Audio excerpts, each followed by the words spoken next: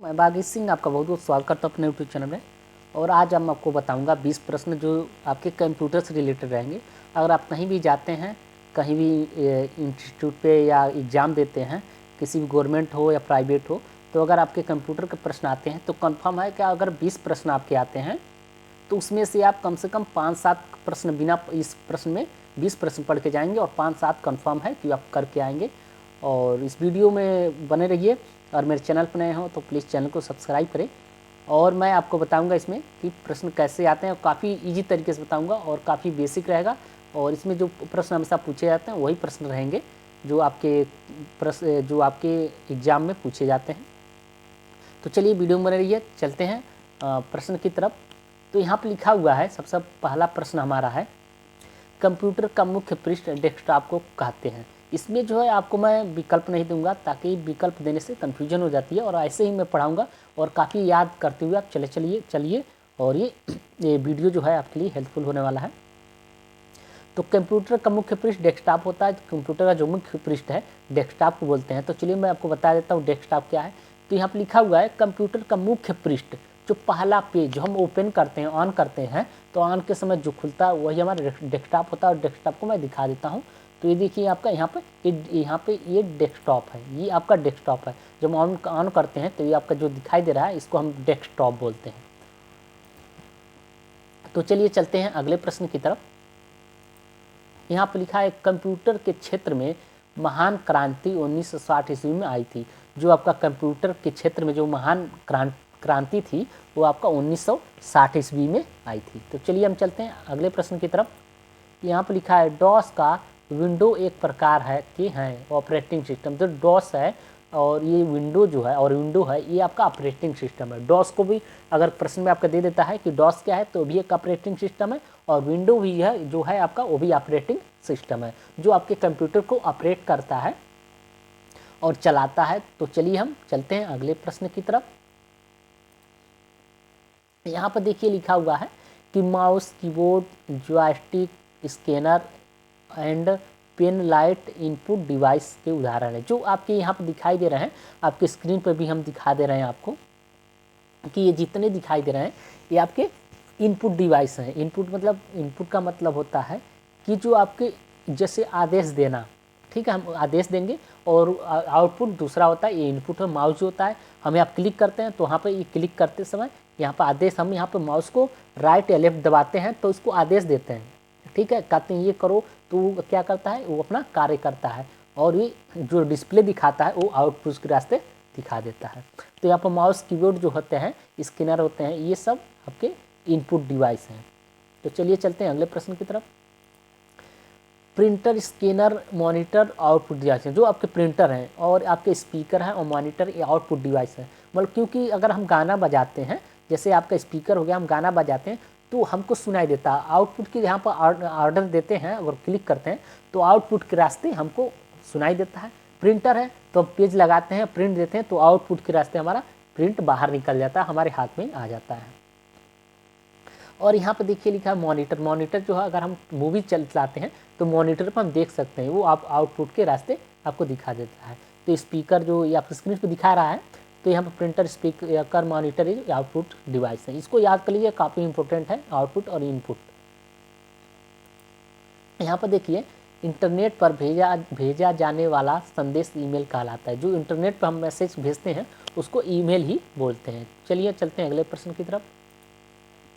यहाँ पर लिखा हुआ है उच्चतरी भाषा में मशीनी भाषा में रूपांतर सोर्स प्रोग्राम द्वारा होता है। जो आपका उच्चतरी भाषा में मशीन भाषा होती है वो आपका सोर्स प्रोग्राम द्वारा किया जाता है। तो चलिए चलते हैं अगले प्रश्न की तरफ। यहाँ पर लिखा है इंग्लिश के समान उच्चतरी भाषा कोबाल है। जो आपका इंग्लिश है वो आपका इंग्लिश के समान स्तरीय भाषा जो उसको हम कोबाल बोलते हैं। तो चलिए चलते हैं अगले प्रश्न की तरफ। यहाँ पर लिखा हुआ प्रोग्राम हेतु विकसित प्रथम भाषा फोरट्रान है। जो आपका प्रोग्राम हेतु विकसित प्रथम भाषा है वो आपका फोरट्रान है। तो चलिए चलते हैं अगले प्रश्न की तरफ। यहाँ पर लिखा हुआ है उच्चतरी भाषा का अनुवाद निम्न स्तरीय भाषा में कंपाइन करता है। अगले प्रश्न की तरफ चलते हैं। उच्चतरी भाषा का विकास, जो उच्चतरी भाषा जो है उसका विकास IBM ने किया था। तो अगर प्रश्न में आते हैं कि उच्चतरी भाषा का विकास कौन किया था, तो IBM ने किया था। चलिए चलते हैं अगले प्रश्न की तरफ।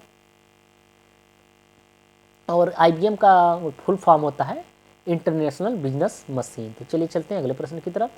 ये आपका प्रश्न अगले प्रश्न में मैं बता दिया हूँ, इसका फुल फॉर्म बता दिया हूँ। अगर देखना चाहते हैं तो मेरे चैनल पर जाके देख सकते हैं। यहाँ पर लिखा है फोटान, कोबाल, बेसिक, अलगोल, पास्कल आदि उच्चतरी भाषाएं हैं। ये जो है आपके दिखाई दे रहे हैं, ये आपके उच्चतरी भाषाएं हैं। तो चलिए चलते हैं अगले प्रश्न की तरफ। यहाँ पर लिखा मदरबोर्ड एक सर्किट बोर्ड है। जो मदरबोर्ड आते हैं, जो आपके CPU के अंदर होते हैं, उसको मदरबोर्ड बोलते हैं।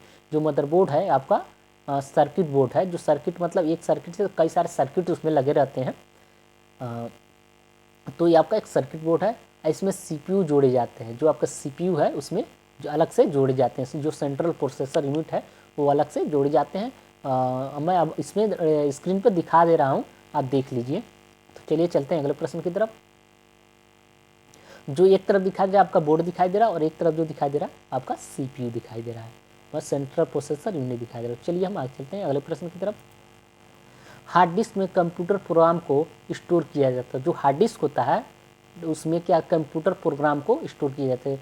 जो हार्ड डिस्क होता है, SSD होते हैं, ये क्या होते हैं, जो आपके प्रोग्राम होते हैं, जो प्रोग्राम में डाटा होते हैं, मूवी होते हैं, गाने होते हैं, या कोई एक्सेल MS वर्ड पर डाटा बनाते हैं, जो भी हम सेव करते हैं वो आपके हार्ड डिस्क में जाके स्टोर हो जाते हैं, उसमें रहते हैं, तभी आपका सेव करने पर डिलीट नहीं होता है। चलिए चलते हैं अगले प्रश्न की तरफ।